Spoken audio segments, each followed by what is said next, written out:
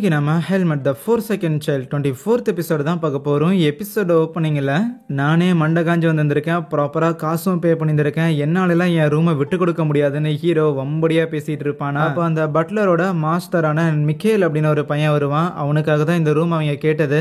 சரி, உங்களுக்கு கொடுக்கறதுக்கு விருப்பம் இல்லைன்னா ஒன்றும் பிரச்சனை இல்லை, ஆனால் அந்த ரூமை என் கூட ஷேர் பண்ணிக்கிறீங்களா? அதுக்கு பதிலாக நீங்கள் இங்கே ஸ்டே பண்ணக்குள்ள உங்களுக்கு என்னென்ன செலவுகள்லாம் ஆகுமோ அது எல்லாத்தையும் நானே கை காசு போட்டு பார்த்துக்கிறேன்னு சொல்லக்குள்ள ஹீரோக்கு இந்த ஆஃபர் ஓகே தான். அதுக்கப்புறம் அன்னைக்கு நைட்டு ஹீரோ அந்த டாலான் இருக்கிறான்ல, பிளாக் ஹாக்கோட லீடர், அவனை கான்டாக்ட் பண்ணிட்டு என்னடா இந்த ஊரை பத்தி ஏதோ டாக்குமெண்ட்ஸ் எல்லாம் கலெக்ட் பண்ணி தருவேன்னு சொன்ன, எப்ப கொடுப்பேன்னு கேட்டதுக்கு ஆல்ரெடி எல்லாம் தயாரா இருக்கு, ஆனா அடிஷனலா நாங்க ஒரு விஷயம் கேள்விப்பட்டோம், டேரன்னு சொல்லி பயங்கர பவர்ஃபுல்லான ஒரு கமாண்டர் ஒருத்தன் இதுக்கு முன்னாடி அந்த ஊர்ல இருந்திருக்கான். ஆனா ஒரு 20 வருஷத்துக்கு முன்னாடி மர்மமா அவன் காணாம போயிட்டான். ஆனா இப்போ அந்த டேரனோட பேரை ஒருத்தன் நீ போட்டி போட போற இதே போட்டிக்கு வரான் அப்படின்னு கேள்விப்பட்டோம். இந்த ரூமருங்கிறது உண்மைங்கிற பட்சத்தில் அந்த போட்டியில உனக்கு டஃப் கொடுக்குற ஒரு நபரா அந்த பையன் இருக்க வாய்ப்பு இருக்குதுன்னு சொல்லியிருப்பாரு. இதை கேட்ட ஹீரோவுக்கு இன்னுமே சந்தேகங்கிறது அதிகரிக்க ஆரம்பிச்சிடும். ஏன்னா பயங்கர டாப் சீக்ரெட்டான இன்ஃபர்மேஷன் எல்லாத்தையும் தான் இந்த டாலான்ங்கிறவன் தருவான். அப்படின்னா என்ன, டேரனோட பேரன்னு சொல்லி வெளி உலகத்துக்கு யாருக்கும் தெரியாது போல. அப்படின்னா வெளி உலகத்துக்கு தெரியாத அளவுக்கு அந்த பேரனை பொத்தி பொத்தி பார்த்துருக்காங்கன்னா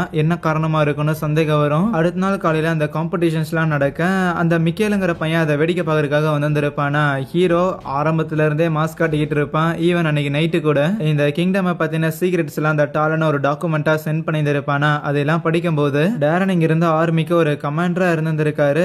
அண்ட் இப்போ டேரன் போனதுக்கு அப்புறம் பார்த்தா டேரனோட வைஸ் கமாண்டர் தான் இப்போ ஒரு கமாண்டரா இருக்கிறாரு. ஆனா காட்டுக்குள்ள இருந்து நான் தப்பிச்சு வரும்போது நேரா போய் இந்த மாதிரி ஈத்தனை தான் என்ன மீட் பண்ண சொன்னாரே தவிர இந்த வைஸ் கமாண்டரை போய் மீட் பண்ண சொல்லல. ஒருவேளை டேரனுக்கு பதிலா அப்போ வைஸ் கமாண்டரா இருக்கிறவர் தான் இப்போ கமாண்டர் ஆயிருந்திருக்காருங்க போது மேபி இந்த கமாண்டர் அந்த டெம்பிள் ஆஃப் லூமன் கூட சேர்ந்துகிட்டு டேரன் ஏதாவது ஒன்று பண்ணியிருப்பாங்களோ அப்படின்னு இந்த கமாண்டர் மேல சந்தேகம் வருது உனக்கு. அந்த கமாண்டரோட பேரை லோட்டஸ்னு வச்சுக்கோம். நம்ம ஹீரோ இதையெல்லாம் அப்படி இப்படி முடிச்சு போடும்போது செம்மையா கடுப்பாகுது. மேபி இந்த லோட்டஸ் கூட இருந்தே குளிப்பறிச்ச ஒருத்தனா இருந்தானே, அவனை நம்ம தான் முடிக்கணும்னு முடிவு பண்றான். அடுத்த நாளுமே போட்டி கண்டக்ட் ஆக அங்க ஒரு வெள்ள மண்டையை வந்திருப்பானா. அவனை பார்த்த ஹீரோக்கும் மேபி டேரன் சின்ன வயசுல இப்படிதான் இருந்திருக்க வாய்ப்பு இருக்குது, அப்பியரன்ஸ் மட்டும்தான் டேரன் மாதிரியா இல்ல சண்டையும் போடுவானா அப்படின்னு வெயிட் பண்ணக்குள்ள ஆமா அவன் சண்டையும் போடுறான். செமையா ஃபைட் பண்ணக்குள்ள சரின்ட்டு ஹீரோ எந்த ஒரு தயக்கமும் இல்லாம நேரம் அவன்கிட்ட போய் நின்னுகிட்டு ஆமா நீதான் அப்படி டேரனோட பேரனான்னு கேட்டதுக்கு அந்த லூக் உடனே நம்ம ஹீரோவை தனியா கூட்டிட்டு போயிட்டு ஏய் இந்த இன்ஃபர்மேஷன் உனக்கு யார் சொன்னது, பிளஸ் தெரிஞ்சிருந்தா கொஞ்சம் கம்மன் இருக்க மாட்டேங்கடா அப்படிங்கிற மாதிரி சொல்லி திட்டிக்கிட்டு இருப்பான். டேரன் தன்னோட தாத்தா அப்படிங்கிற விஷயத்த மறைக்கிறதுக்கு இந்த லூக்குக்கு நிறைய ரீசன் இருக்கலாம். பட் இப்போதைக்கு மெயின் ரீசன் என்னன்னு பார்த்தா இந்த கிங்டமோட ஆர்மியில நான் ஜாயின் பண்ணணும், நான் எங்க தாத்தாவோட பேரன்னு ஜாயின் பண்றதுக்கு பதிலா என் திறமையால ஜாயின் பண்ணணும்னு விருப்பப்படுறேன்னு சொல்லுவான். அப்போ அங்க அந்த லோட்டஸ்ங்கிற அந்த கமாண்டர் இருக்கிறான்ல அவன் வருவானா. அவன் வந்துட்டு நம்ம லூக்கை கங்க்ராச்சுலேட் பண்ணிட்டு போவான். பரவாயில்ல, நீ பயங்கர ஸ்ட்ராங்கான ஒரு நபரா இருக்கிற, கண்டிப்பா நீ ஆர்மியில சேருவ ஒரு நாள் இல்ல ஒரு நாள் அப்படின்னு மாதிரி சொல்லிட்டு போக ஹீரோவுக்கு அந்த லோட்டஸை பார்க்கும்போது இன்னுமே சந்தேகம் வர ஆரம்பிச்சிடும். ஒருவேளை இவன் டேரனோட பேரனா இருக்கிற காரணத்தால ஒருவேளை உதவி பண்றதுக்காக முயற்சி பண்றானா இல்லனா இந்த லூக்க கீது ஆர்மியில எடுத்து மட்ட பண்றதுக்காக முயற்சி பண்றானா அப்படின்னு சந்தேகம் வரும். இருந்தாலும் அவசரப்பட்டு முடிவெடுக்காம என்ன ஏதுன்னு பொறுமையா விசாரிக்கலாம் அப்படின்னு யோசிக்கிறானா. அதுக்கப்புறம் நம்ம ஹீரோவுக்கும் அந்த லூக்குக்கும் தான் ஃபைனல் பேட்டில் நடக்கிறதா இருக்கும். அப்போ அந்த நாட்டோட 2வது இளவரசன் ஒருத்தன் இருப்பான். அவன் நம்ம லூக்கு யாருங்கிற விஷயம் தான் தெரியும் போல வந்து பேசிட்டு போவானா. அடுத்ததாக ஹீரோ ரூமுக்கு போகும்போது அந்த மிக்கேலுங்கிறவன் கூட தானே இருக்கிறான். அவன் இந்த மாதிரி ஒரு மேட்டர் சொல்லுவான். ரொம்ப வருஷத்துக்கு முன்னாடி ஒரு திறமசாலியான இந்த ஸ்வாட் மேக் பண்ற ஒரு நபர் ஒருத்தர் இருந்தாராமா. அவரு பயங்கர குவாலிட்டியான ஒரு 3 ஸ்வாட் வந்து மேக் பண்ணாராமா. அந்த 3 ஸ்வாடையுமே வந்து இந்த கிங்டமோட ராயல் ஃபேமிலிக்கு கொடுத்தாங்க. ஆனா அதுல இருக்கிற ஒரே ஒரு ஸ்வாடை மட்டும் டேரன் அப்படின்னு இந்த கிங்டமோட இதுக்கு முன்னாடி இருந்த முன்னாள் கமாண்டருக்கு கொடுத்தாங்க. அந்த ஒரு ஸ்வாடை தான் நீ யூஸ் பண்ற மாதிரி தெரியுதுன்னு சொல்லக்குள்ள உடனே ஹீரோ ஸ்வாடை எடுத்து அப்படியே அந்த மிக்கேலோட கழுத்துக்கிட்டே வச்சு இதுக்கு மேல வாயை திறந்தீங்கன்னா வாயை அறுத்துருண்டா அப்படின்னு மிரட்டக்குள்ள மிக்கேல் முதல்ல பயந்துருவான். இருந்தாலும் ஹீரோ எதுவும் பண்ண மாட்டான் அப்படிங்கிற நம்பிக்கையில நீ கவலைப்படாத பாஸே, இந்த விஷயம் உண்மையான கேட்கறதுக்காக தான் உங்கள்கிட்ட சொன்னனே தவிர இதை வெளியில கண்டிப்பா சொல்ல மாட்டேன், சீக்கிரட்டா வச்சுக்கிறேங்கிறான். அதுவே பாலைவனத்துல ஒரு பெரிய ஸ்கார்பியன் பீஸ்ட ஒரு பிரீஸ்ட் மாதிரி இருக்கிற ஒருத்தன் சமன் பண்ணி விடுறான். அன்னைக்குதான் ஹீரோக்கும் லூக்குக்கும் ஃபைனல் மேட்சுமே நடக்கிறதா இருக்கும். சரி சண்டை போடலாம் அப்படின்னு ஃபேஸ் ஆஃப் பண்ணக்குள்ள திடீர்னு மேல இருந்து ஒருத்தரோட பாடி மட்டும் வந்து கீழே விழுகும். என்னடான்னு பார்த்தா மேல ஒரு பெரிய பறக்கிற பீஸ்ட் ஒன்று போயிட்டு இருக்க. கொஞ்சம் கூட யோசிக்காம ஹீரோ பையன் எகிரி குச்சி அந்த பீஸ்ட அடிச்சு காலி பண்றான். இதுக்கு முன்னாடி லூக் இப்படி பீஸ்ட் எல்லாம் எதிர்த்ததில்ல போல. அதனால ஹீரோ இப்படி மர்டர் பண்றத பார்த்து ஆச்சரியப்படுவானா. மனுஷங்களை எதிர்க்கிறத விடவுமே இந்த மாதிரி மிருகங்க கூட சண்டை போறது ரொம்ப ஈஸியா தான் இருக்கும், என்ன பயப்படாம இருக்கணும் அப்படிங்கிற மாதிரி அந்த லூக்கை கிண்டல் பண்ணிட்டு இருக்க. கிண்டல்ல ஒரு பக்கம் இருந்தாலும் கம்பேரிட்டிவ்லி ஹியூமன்ஸ் கூட சண்டை போடும்போது பீஸ்டுங்க லூக்குங்க கூட சண்டை போடுறது ஈஸி தான், ஆனா எல்கா மாதிரி புத்திசாலியா இருந்தா அது பிரச்சனைன்னு நினைப்பான்.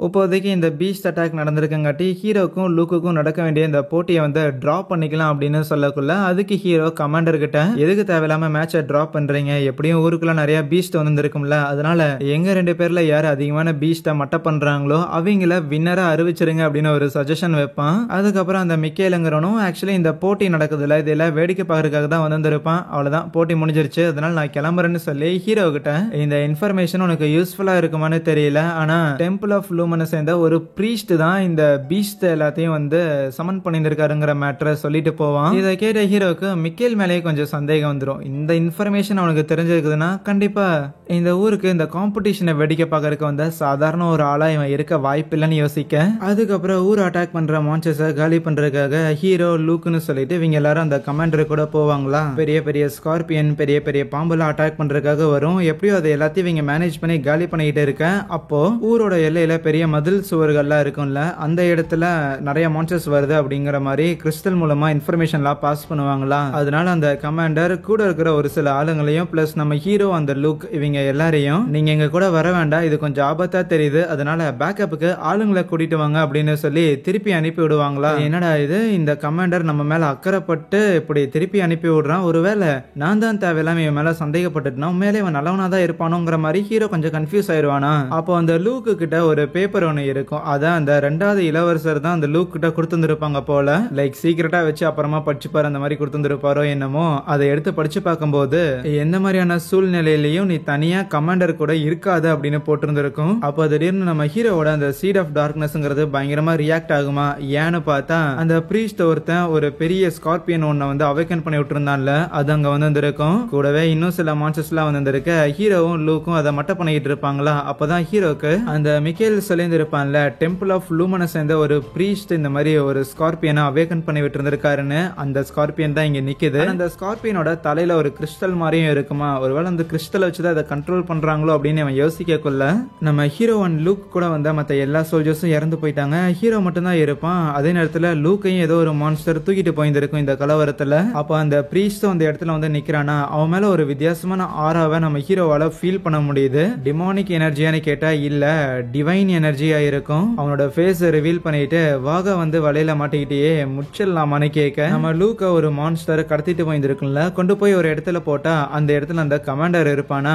லூக் அங்க வந்ததை பார்த்த உடனே என் பின்னாடி ஃபாலோ பண்ண அப்படின்னு சொல்லி கூட்டிட்டு போக அந்த இடத்துல ஒரு குகை ஒண்ணு இருக்கும். இந்த இடத்துல வச்சுதான் கடைசியா உன் தாத்தனை நான் ரூட் ஃபாரஸ்ட்டுக்கு அனுப்பி விட்டேன், உன்னையும் நான் அதான் பண்ண போறேன்னு சொல்ல இங்க ஹீரோவும் அந்த பிரீஷ தோக்கடிக்கிறதுக்கு முதல்ல அந்த தேலை அவன் மட்டை பண்ணியாகணும். ஆனா அந்த தேலு மேல இருக்கிற கிறிஸ்டல் இருக்குல்ல, ஒருவேளை அந்த கிறிஸ்டலை வச்சுதான் தேலை கண்ட்ரோல் பண்றானோன்னு அந்த கிறிஸ்டலை டேமேஜ் பண்ண முயற்சி பண்ணக்குள்ள அந்த பிரீஸ்ட் நம்ம ஹீரோக்குள்ள அந்த சீட் ஆஃப் டார்க்னஸ் இருக்குதுங்கிறத சென்ஸ் பண்ணிடுறான். தோட சீட் ஆஃப் டார்க்னஸ் இருக்கிற ஒருத்தனை டெம்பிள் ஆஃப் லூமன் கொல்ல தவறிட்டாங்கன்னு கேள்விப்பட்டேன், அது நீதானான்னு நம்ம ஹீரோவோட அந்த சீட் ஆஃப் டார்க்னஸ் அது அவன் ஹார்ட் மாதிரி தானே, அதனால அதை அட்டாக் பண்றதுக்காக ஃபுல் பவரை பயன்படுத்துறான். பேரலா அந்த கமாண்டருமே லூக்க போட்டு பயங்கரமா அடிச்சிருந்திருப்பாரா, ஆனா சம்மாட்டி வாங்கினாலுமே ஸ்டில் லூக் வந்து மன வலிமையோட எந்திரிச்சு நிப்பான் எதிர்த்து. ஆனா தொடர்ந்து சண்டை போக போக லூக்கால சமாளிக்க முடியாது, அவ்வளவுதான் அவனை முடிச்சிருவானா அப்படின்னு பார்த்தா கரெக்டா ஹீரோ பையன் அங்க என்ட்ரி கொடுக்குறான். ஹீரோவோட அந்த சீட் ஆஃப் டார்க்னஸ் அந்த பிரீஸ்ட் அழிக்கிறதுக்கு முயற்சி பண்ணியிருப்பான்ல, அந்த அட்டாக்ல இருந்து ஹீரோ எஸ்கேப் ஆயிருப்பான். எப்படின்னா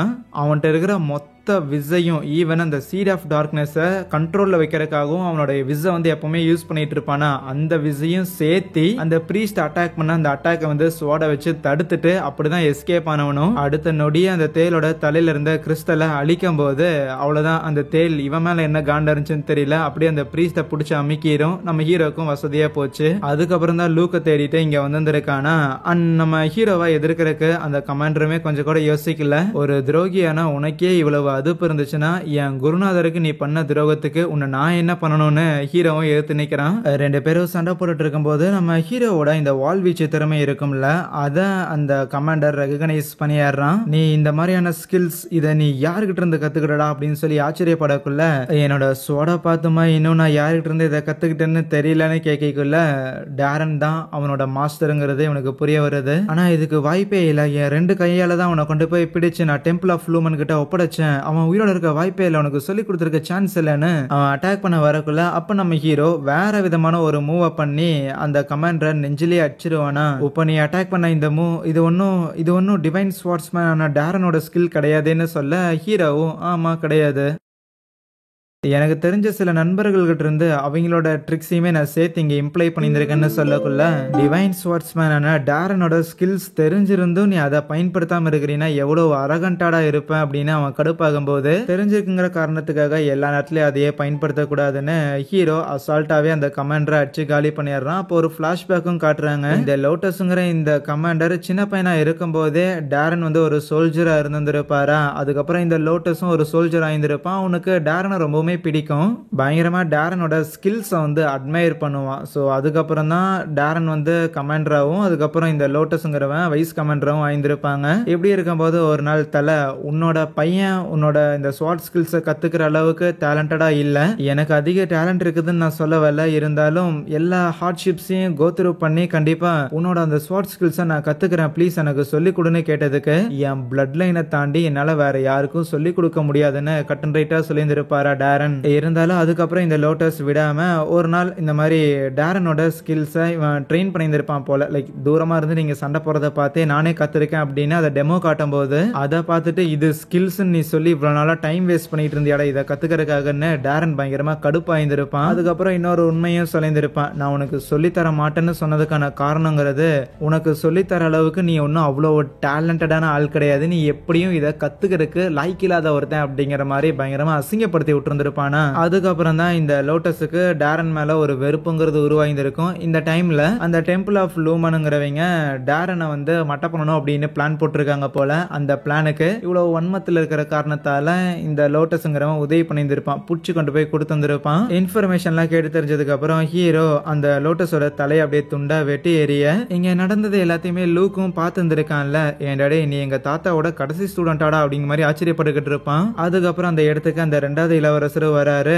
லூக் இந்த மாதிரி கேட்பான், ஆமா இந்த லோட்டஸ்ங்கிற கமாண்டர் மேல உங்களுக்கு எப்ப சந்தேகம் இருந்துச்சு, எதுக்கு நீங்க அந்த மாதிரி ஒரு வார்னிங் மெசேஜ் என்கிட்ட கொடுத்தீங்கன்னு கேட்க, இல்ல எங்கிட்ட அவ்வளவு சந்தேகம் இருக்குதுலாம் கிடையாது, இந்த டெம்பிள் ஆஃப் லூமன் கூட சேர்ந்துகிட்டு இந்த ஆள் ஏதோ பிளான் பண்ற மாதிரி இருந்துச்சு, அதனால சும்மா டவுட் மட்டும் தான் பட்டினே தவிர எங்கிட்ட சாலிடான எவிடன்ஸ் இல்ல அப்படின்னு அந்த பிரின்ஸ் சொல்லுவான், அந்த இளவரசன் சொல்லுவான். ஹீரோவும் லூக்கும் நடந்த மேட்டர் எல்லாத்தையுமே அந்த ரெண்டாவது இளவரசர்கிட்ட சொல்லிடுவாங்களா. ஆனா நம்ம ஹீரோ பத்தின உண்மைகள் அப்புறம் டேரன் ரூட் ஃபாரஸ்ட் இந்த மேட்டர் எதையுமே ஹீரோ வெளியே சொல்லியிருக்க மாட்டான். கட் பண்ணா அடுத்த நாள் இவங்க கிங்டம் அட்டாக் பண்றதுக்காக ஏகப்பட்ட மான்ஸ்டர்ஸ் எல்லாம் வந்திருக்கும்ல, அதனால மத்தியில நின்று நம்மளோட கிங்டம் காப்பாத்துறதுக்காக இப்படி நிறைய பேர் உயிர் தியாகங்கள்லாம் பண்ணியிருக்காங்க அப்படின்னு அவங்களோட தியாகங்களுக்கு மரியாதை செலுத்திட்டு இப்போதைக்கு அந்த லோட்டஸ்ங்கிற கமாண்டர் இறந்து போன காரணத்தால அடுத்த கமாண்டரா ஒரு வைஸ் கமாண்டர் ஒருத்தர் இருந்திருப்பாரு டசீம் அப்படின்னு, அவரை கமாண்டரா ப்ரொமோட் பண்றாங்களா. கூடவே நம்ம லூக் அப்படியே முன்னாடி நடந்து வந்து அவனுக்குள்ள இருக்கிற திறமைகளை அப்படியே வெளிக்காட்டுறான். ஏன்னா இளவரசரோட வாயாலே அறிவிக்கிறாங்க நம்ம டிவைன் ஸ்வார்ட்ஸ்மேனோட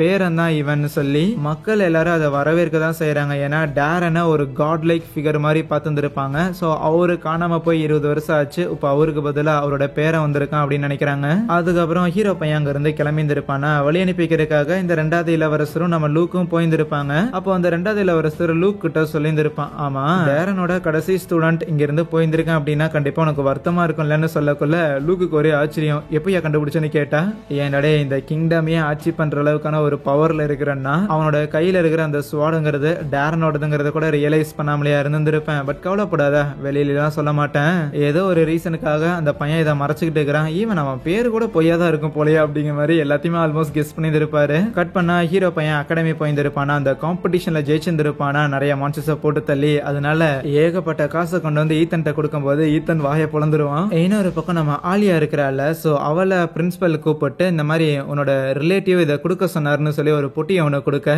அதுல சம்திங் ஒரு பிரேஸ்லெட்டும் கூடவே ஒரு லெட்டரும் ஒன்று இருக்குமா. அண்ட் அடிஷனலா அந்த பிரின்சிபல் ஸ்கூல்ல இந்த கல்ச்சுரல்ஸ் ஃபெஸ்டிவல் மாதிரி என்னமோ ஒன்று நடக்க போகுது போல. சோ அதை அட்டன் பண்ற விதமா டெம்பிள் ஆஃப் லூமனை சேர்ந்த ஹை பிரீஸ்ட்ங்கிறவங்க வர போறாங்க, ஜாக்கிரதைன்னு சொல்லக்குள்ள ஆலியாவும் ஒரு மாதிரி சீரியஸா, கண்டிப்பா இந்த தடவை நான் கண்டிப்பா அவனுங்கிட்ட நான் எதையும் இழக்கிறதுக்கு தயாரா இல்லைன்னு சொல்லுவா. அதுக்கப்புறம் அந்த ஃபெஸ்டிவல் நாளும் வருது. நம்ம ஹீரோ பையன் அங்க சுத்திட்டு இருக்கும் போது திடீர்னு ஏதோ ஒரு பொண்ணு வந்து அவன் மேல மோதுதா பார்த்தா அது நம்ம ஆலியாவா இருக்கும். என்னன்னா சில நிமிடங்களுக்கு முன்பாக ஆலியாக்கு அவங்களோட கசின் ஒரு கிஃப்ட் ஒன்று கொடுத்து வந்திருப்பாங்கல்ல, அந்த பிரேஸ்லெட்டை எடுத்து போட்ட உடனே அவளோட மேஜிக் அப்படிங்கிறது கம்ப்ளீட்டா சப்ரஸ் ஆயிட்டு அவளோட உண்மையான உருவமான அந்த பொண்ணோட உருவங்கிறது வந்திருக்கும். பிரேஸ்லெட்டை கழட்டி தூக்கி போட்டிருந்தாலுமே அந்த உருவங்கிறது மாறி இருந்திருக்காது. ஐயோ என்ன பண்றதுன்னு தெரியாம வேக வேகமா அவ வெளியில வரக்குள்ளதான் ஹீரோ மேல மோதி இருந்திருப்பா. ஹீரோவும் ஆலியாவை பார்த்துட்டு என்னப்பா என்னென்ன கடையெல்லாம் போட்டிருந்திருக்காங்கன்னு செக் பண்றதுக்காக வந்தியா, சரி வா போகலான்னு ஆலியாவை கூப்பிட்டு அவன் பாட்டுக்கு ஊர் சுத்திக்கிட்டு இருப்பானா.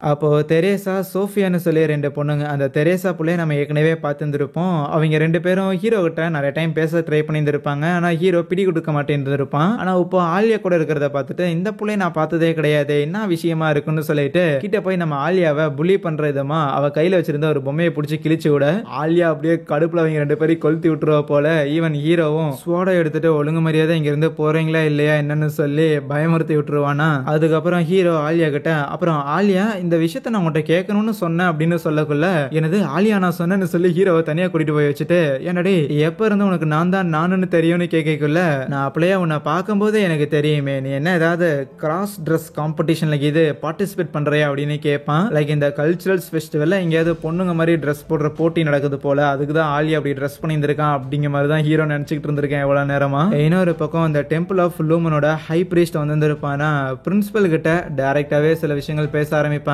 இப்போ ஹீரோ பையன் ஒரு கிங்டம்ல போய் அங்க இருக்கிற அந்த லோட்டஸ்ங்கிற கமாண்டரை காலி பண்ணிட்டு வந்திருக்கானா. அந்த லோட்டஸ்ங்கிற கமாண்டர் ஆக்சுவலி இந்த டெம்பிள் ஆஃப் லூமனோட ஒரு ஆள் தான். இவங்க ஆளா இருக்கிற அந்த லோட்டஸ்ங்கிற கமாண்டரை அங்க ஒரு கமாண்டரை வச்சிருக்கிற காரணத்தால இந்த டெம்பிள் ஆஃப் லூமனோட இன்ஃபுளுன்ஸ்ங்கிறது அந்த கிங்டம்ல இருந்துட்டு இருந்திருக்கும். பட் இப்ப கிடையாது. ஆகையால் இவ்வளவு பெரிய அகாடமி வச்சிருந்திருக்கீங்க, ஒரு சின்ன குழந்தைக்கு கூட தன்னோட பேரண்ட்ஸ் கிட்ட இருந்து மறைக்கிறதுக்கு ஒன்னு ரெண்டு பொய்கள் இருக்கும், ஒன்னு ரெண்டு சீக்ரெட்ஸ் இருக்கும். இவ்வளவு பெரிய அகாடமியில நிறைய விஷயங்கள் இருக்கு, அதை நாங்க எதுவும் கிளறக்கூடாதுன்னா நீங்க எங்களுக்கு சப்போர்ட்டா இருப்பீங்களா அப்படின்னு இந்த அகாடமியோட சப்போர்ட்டை வாங்கிட்டு அங்க இருந்து வரும்போது நம்ம ஹீரோவோட ஆராவை அவன் ஃபீல் பண்றான், லைக் அந்த சீட் ஆஃப் டார்க்னஸ். ஆனா இப்போதைக்கு இந்த மேட்டரை நம்ம டிஸ்டர்ப் பண்ண தேவையில்லை, நமக்கு எப்போ தேவைப்படுமோ அப்போ இந்த சீட் ஆஃப் டார்க்னஸ் என்ன ஏதுன்னு யூஸ் பண்ணிக்கலாம் அப்படின்னு யோசிச்சுட்டு போவான். அதுக்கப்புறம் ஒரு நாள் நம்ம ஆலியாவுக்கு சம்திங் ஏதோ ஒரு ப்ராஜெக்ட் ஒர்க் மாதிரி இருக்கும் போல, அதை கம்ப்ளீட் பண்றதுக்காக ஹீரோ பையனையும் ஒரு டஞ்சனுக்கு கூட்டிட்டு வந்திருப்பாளா. அப்படி வந்துகிட்டு இருக்கும்போது சடனா தன்னையும் ஹீரோவையும் வேற ஒரு பீச் மாதிரி இருக்கிற இடத்துக்கு டிரான்ஸ்போர்ட் பண்ணிடுவாளா. இந்த டெலிபோர்டேஷனுக்கு அவளோட மேஜிக்கை இம்மென்ஸா பயன்படுத்தி இருந்திருப்பா போல. அதனால எப்ப என்னால முடியலன்னு சொல்லி அதே இடத்துல டவல் விரிச்சு படுத்துக்க. அதுவே ஹீரோ பையன் இதுக்கு முன்னாடி பீச் எல்லாம் பார்த்ததே இல்லை போல, என்னது இது லேக்கோட எண்டுங்கிறது காணவே காணும், தென்படவே மாட்டேங்குதுன்னு கேட்டுக்கிட்டு இருக்கேன். என்னடே இதுக்கு பேரு கடல், கிட்டத்தட்ட பூமியோட 70% மொத்தமே தண்ணியால தான் நிரம்பிந்திருக்கும். நீ பீச்ல இருந்து எவ்வளவு தூரம் பார்த்தாலும் கடலுக்கு அந்த பக்கம் கரையெல்லாம் தெரியாதுன்னு சொல்லிட்டு இருப்பாளா. என்னது 70% அப்படின்னா மொத்தமா எவ்வளவு இருக்குன்னு சொல்லி நம்ம ஹீரோவால அதை காம்ப்ரிஹென்ஸ் பண்ணி பார்க்க முடியாம இருக்க அங்கே இந்த ஒரு எபிசோடை முடிச்சுக்கலாம். மக்களே சாப்டர்ஸ் இப்போ வரைக்கும் இவ்வளவுதான் ரிலீஸ் ஆயிருந்திருக்கு. வேற மான்வா இதுக்கு மேல நான் எடுத்து பண்றதா இல்ல, ஏன்னா எடிட் பண்றதுக்கு பயங்கர கஷ்டமா இருக்குது கைஸ். சீரியஸ்லி செம்ம எக்ஸாஸ்டிங்கான ஒரு ஒர்க்கா இருக்கு. ஒரு மான்வா வீடியோ பண்றதுக்கு நான் 2 ஆனிமே வீடியோ எடிட் பண்ணிட்டு போயிடுவேன், அந்த அளவுக்கு ஒரு மாதிரி பயங்கர டிமாண்டிங்கா இருக்கு. இதுக்கு முன்னாடி லைவ்லயும் சொல்லியிருந்திருக்குன்னு நினைக்கிறேன், இப்படி ஒரு பிரச்சனை இருக்கு, இதை எடிட் பண்றது ஒரு மாதிரி கடுப்பா இருக்குதுன்னு. சரி முதல்ல ஒரு 2-3 வீடியோக்கு தான் அப்புறம் இருக்கும், அப்புறம் போக போக பிக்கப் ஆயிக்கலாம் அப்படின்னு பார்த்தா இல்ல, போக போக இன்னும் மோசமா தான் போகுது. ஈவன் நீங்க கூட நோட்டீஸ் பண்ணியிருந்திருப்பீங்க, இது வரைக்கும் டைமிங்க்கு பெருசா வீடியோ வந்திருக்காது. ஒன்ஸ் மான்வா போட ஆரம்பிச்சதுல இருந்து ஒரு 12-13 நாளா போட்டுட்டு இருக்கிறோம்னு நினைக்கிறேன். டைமிங் மிஸ் ஆயிருந்திருக்கும், சில நாள் ஒரு வீடியோ தான் வந்திருக்கும். அதுக்கு ரீசன் இதுதான், பேக்கப் பண்ண முடியல என்னால, சோன்னு சொல்லி லைக் சொல்லிட்டே போகலாம். இருந்தாலும் விஷயம் அவ்வளோதான். இது எதுக்கு சொல்கிறேன்னா, ஆப்வியஸா எபிசோடு முடிஞ்சோனுமே நிறைய பேர் ஸ்கிப் பண்ணிட்டு போயிருந்திருப்பீங்கன்னு எனக்கு தெரியும். ஒரு சில பேர் பார்த்துட்டு இருப்பீங்கல்ல, அட்லீஸ்ட் உங்களுக்காவது என்ன நடக்குங்கிற மேட்டரை கன்வே பண்ணுறதுக்காக தான்